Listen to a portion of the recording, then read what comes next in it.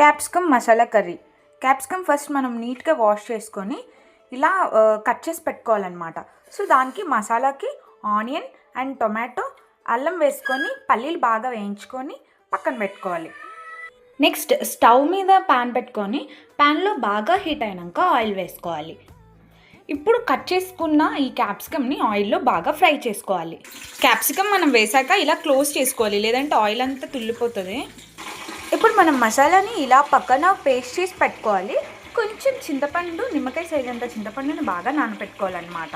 Capsicum బాగా వేగాక తీసేసుకొని పక్కన పెట్టేసుకోవాలి. ఇప్పుడు అదే ప్యాన్లో కొంచెం ఆయిల్ వేసుకొని మనం ముందుగా పెట్టుకున్న మసాలాని వేసి బాగా ఫ్రై చేసుకోవాలి. ఇప్పుడు మనం ఈ మసాలాలోకి సరిపడా ఉప్పు, పసుపు, కారం అయితే వేసుకోవాలి.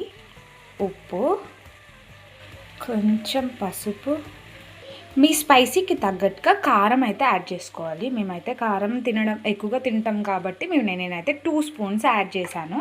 ఇప్పుడు మనం అవన్నీ వేసాక బాగా అయితే కలిపేసుకోవాలి. మసాలాలన్నీ పట్టిన తర్వాత ఒక 1 మినిట్ తర్వాత చింతపండు వేయక ముందు క్యాప్సికమ్ అయితే వేసుకొని బాగా 1 మినిట్ అయితే కొంచెం లో ఫ్లేమ్లో పెట్టుకొని బాగా ఫ్రై చేసిన తర్వాత చింతపండుని వేసుకోవాలి. చింతపండు వేసాక ఉప్పు, పసుపు, కారం అన్నీ కరెక్ట్గా సరిపోయే లేదో చూసుకొని మనం ఇప్పుడు వాటర్ వేసి దీన్ని అయితే మూత పెట్టేసుకోవాలి. క్యాప్సికమ్ కర్రీ అయితే రెడీ అయిపోయింది. సో మీరు కొత్తిమీర వేసుకోండి, నా దగ్గర లేదు, నేను వేసుకోవట్లేదు. క్యాప్సికమ్ కర్రీతో ఇప్పుడు మనం ఫైనల్లీ టేస్ట్ చేసేద్దాం ఎలా ఉందో.